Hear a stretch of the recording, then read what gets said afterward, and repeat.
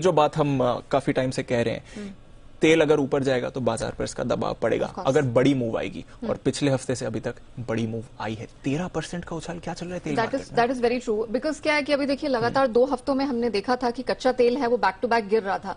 आपको याद होगा ये पिछले हफ्ते भी जब हम बात कर रहे थे तो यही था कि भले ही आपकी सप्लाई को लेकर चिंताएं हो, लेकिन अगर डिमांड निकल कर नहीं आएगी तो फिर कच्चे तेल की कीमतों में प्रेशर देखने को मिलेगा, और हूबहू वही हुआ है। देखिए सप्लाई कंसर्न्स अभी भी बरकरार हैं, लेकिन अब वापस से वैसे चीन में तो कुछ क्लैरिटी कभी मिलती हुई दिखती नहीं है।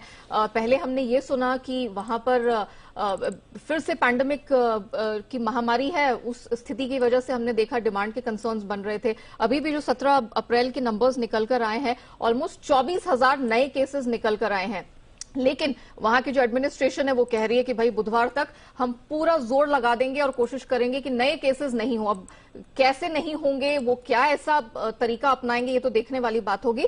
लेकिन अभी जो कच्चा तेल भागा है, पहला तो जो इमीडिएट जो पॉलिटिकल कंसर्न आया है वो लीबिया के एनओसी ने वहां फोर्स मेजोर डिक्लेयर कर दिया है। तो वहां पे जो एलिफेंट फील्ड, जिसे एल फील्ड के नाम से जाना जाता है, वहां पर सप्लाई बाधित हो गई है, और एक और मेजर पोर्ट है उनका, वहां से भी एक्सपोर्ट्स होते हुए नहीं दिखेंगे। तो ये दोनों जो एरियाज है वहां पर ऑलमोस्ट 12 लाख बैरल प्रतिदिन के लिहाज से जो सप्लाई है बाधित हुई है, और ऑलमोस्ट 70-75 हजार बैरल प्रतिदिन कह रहे हैं कि सप्लाई बाधित हो सकती है अगर ये सिचुएशन ठीक ना हो। दूसरी जो सबसे बड़ी बात है दीप, वो ये है कि ईयू फेस्ड मैनर में अब वो बैन की तरफ बढ़ते दिख रहे हैं। मन तो बिल्कुल भी नहीं है, लेकिन अब करना पड़ेगा। जिस तरह का दबाव निकल कर आ रहा है, जिस तरह से यूक्रेन है वो लगातार तबाही की कगार पर है रशिया की वजह से, तो उनपे एक ऑब्लिगेशन बन गया है, पॉलिटिकल ऑब्लिगेशन।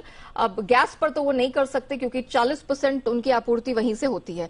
तेल एक एरिया है कंसर्न, वहां पर भी ये 25% तेल रशियन तेल पे वो पूरी तरह से निर्भर है। लेकिन अब अगर वहां से कोई भी एक क्लैरिटी मिलती दिख गई कि अब वो यहाँ बैन लगाएंगे, जैसे अमेरिका का बैन सैंक्शन लागू होगा, तब ये इसी कंसर्न में आप कह सकते हैं रिस्क प्रीमियम है, पॉलिटिकल रिस्क प्रीमियम, जिसका फायदा आप कच्चे तेल को मिल रहा है। एब्सोल्युटली, और परेशानी वाली बात हो रही है हमारे बाजारों के लिए। डॉलर भी मजबूत होते हुए दिख रहा है, तो इसका भी आपको इम्पैक्ट आते हुए दिखेगा। आज से तो करेंसी बाजार भी 9 बजे ही खुलेंगे, तो वहीं से आप ज्यादा पहले इम्पैक्ट हो जाएगा।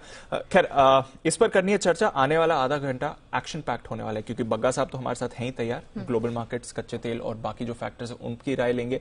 साथ ही फिर थोड़ी देर में सेठी साहब हमारे साथ जुड़ने वाले हैं, जो टाटा पावर की मेगा डील आती हुई दिखी है उस पर करेंगे चर्चा। विश्वेश जी होंगे हमारे साथ बताने के लिए कि किस तरह का एक्शन आप आज बाजार में एक्सपेक्ट कर सकते हैं, इंडेक्स लेवल्स कौन से इंपॉर्टेंट होंगे। पिक ऑफ द वीक सारे एक्सपर्ट्स देने वाले हैं, और क्योंकि नतीजों का सीजन शुरू हो गया तो वरिंदर बंसल भी हमारे साथ जुड़ने वाले हैं रिजल्ट एक्सरे के लिए। तो आइए